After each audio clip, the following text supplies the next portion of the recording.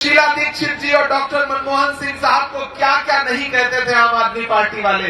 यही केजरीवाल साहब, यही मनीष सिसोदिया साहब जंतर मंतर और रामलीला मैदान में खड़े होकर के इस सदी के सबसे शरीफ प्रधानमंत्री डॉक्टर मनमोहन सिंह साहब के बारे में क्या क्या नहीं बोलते थे।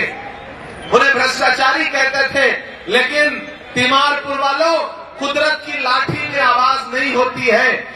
जब डॉक्टर मनमोहन सिंह साहब अभी कुछ दिन पहले इस दुनिया को छोड़ के गए, तो उससे पहले ही अरविंद केजरीवाल जी ने वो दिन देख लिया था कि एक सच्चे और अच्छे इंसान पर जब आप कोई झूठा लांछन, झूठा आरोप लगाते हैं तो उसका बदला ऊपर वाला लेता है।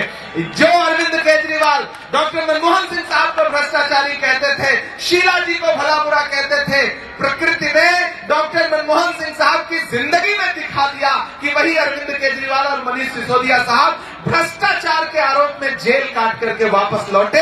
यह कुदरत का इंसाफ है जो प्रकृति ने उनके साथ किया है। वो जो वहां बैठे हैं, जो दिल्ली की गद्दी संभाल रहे हैं पूरे देश की, उन्होंने चाय बेची,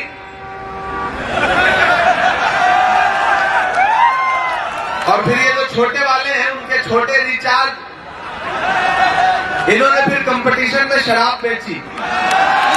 दोनों के बीच में कंपटीशन चल रहा है। एक ने चाय बेची, दूसरे ने शराब बेची। याद है 2014-15 में एक छोटी सी वैगन आर मफलर लपेट के खांसते हुए आते थे कि नहीं आते थे? जब देखिए किसी न किसी पोल पे चढ़ जाते थे, वो पोल पे चढ़ते थे और आपको चने के झाड़ पे चढ़ा देते थे। मेरा मानना है कि नरेंद्र मोदी जी जुमला देने में अगर 100% है तो अरविंद केजरीवाल जी 300% है। बड़े बड़े जुमलेबाज इन दोनों के सामने टिक नहीं सकते। खुद की खांसी ठीक कर ली, पूरी दिल्ली खांसने लगी। हुआ है कि नहीं हुआ है? खुद का मफलर उतर गया।